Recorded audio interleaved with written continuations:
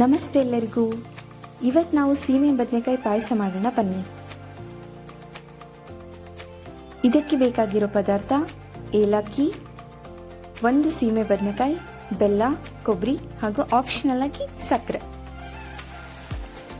ಈಗ ನೋಡ್ತಾ ಇದ್ದೀರಲ್ಲ, ಸೀಮೆ ಬದನೆಕಾಯಿ ಮೇಲಿನ ಸಿಪ್ಪೆನ ಕಂಪ್ಲೀಟಾಗಿ ತೆಕ್ಕೋಬೇಕಾಗುತ್ತೆ ನೀವು ಈ ಥರ. ಯಾಕಂದರೆ ಪಾಯಸದಲ್ಲಿ ಸಿಪ್ಪೆ ಬಂದರೆ ಅದು ಚೆನ್ನಾಗಿ ಅನ್ಸೋದಿಲ್ಲ, ಹಾಗಾಗಿ.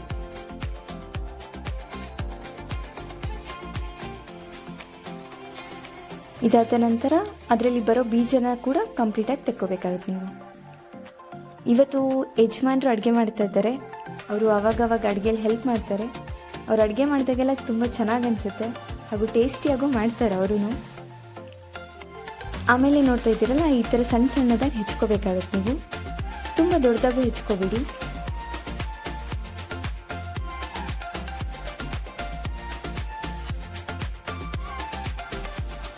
ಈಗ ಒಂದು ಬೌಲ್ಗೆ ಇದನ್ನೆಲ್ಲ ತೆಗೆದಿಟ್ಕೊಳ್ಳಿ.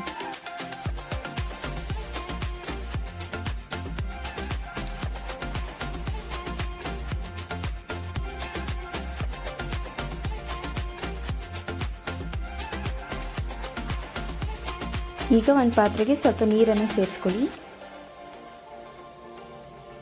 ನಾನು ಯಾವಾಗಲೂ ಹೇಳೋ ಹಾಗೆ ಸ್ವಲ್ಪ ಬಿಸಿ ನೀರನ್ನೇ ನಾನು ಬಳಸ್ತಾ ಇರ್ತೀನಿ.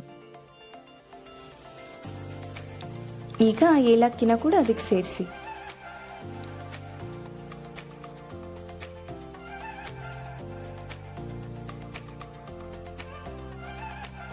ಈಗ ಸ್ವಲ್ಪ ಉಪ್ಪನ್ನು ಕೂಡ ಅದಕ್ಕೆ ಸೇರಿಸ್ಕೊಳ್ಳಿ.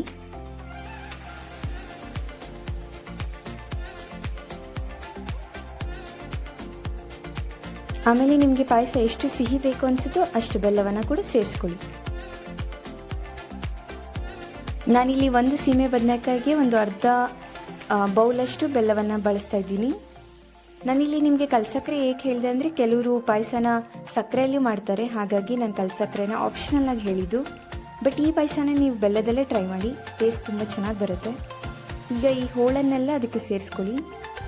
ಒಂದು 10-15 ನಿಮಿಷ ಚೆನ್ನಾಗಿ ಬೇಯಕ್ಕೆ ಬಿಟ್ಬಿಡಿ. ಅದು 1-2 ಕುದಿ ಬಂದ ತಕ್ಷಣ ನಿಮ್ಗೆ ಗೊತ್ತಾಗುತ್ತೆ, ಕೈಯಲ್ಲಿ ಹಿಡಿದು ನೋಡಿದ್ರೆ ಬೆಂದಿದೆ ಇಲ್ವಾ ಅಂತ. ಈಗ ನೀವು ಕೊಬ್ಬರಿಯ ಮಿಶ್ರಣವನ್ನು ಕೂಡ ಇದಕ್ಕೆ ಸೇರಿಸ್ಕೋಬೇಕಾಗತ್ತೆ. ಇದರಲ್ಲಿ ಕಾಯಿ ತುರಿ ಬಿಟ್ಟರೆ ಬೇರೆ ಏನೂ ಇಲ್ಲ ಸ್ನೇಹಿತರೆ. ಒಂದು ಚಟ್ನಿಯ ಹದಕ್ಕೆ ನೀವು ಮಾಡಿಕೊಂಡು ಅದನ್ನೇ ಇದಕ್ಕೆ ಸೇರಿಸ್ಕೋಬೇಕಾಗುತ್ತೆ.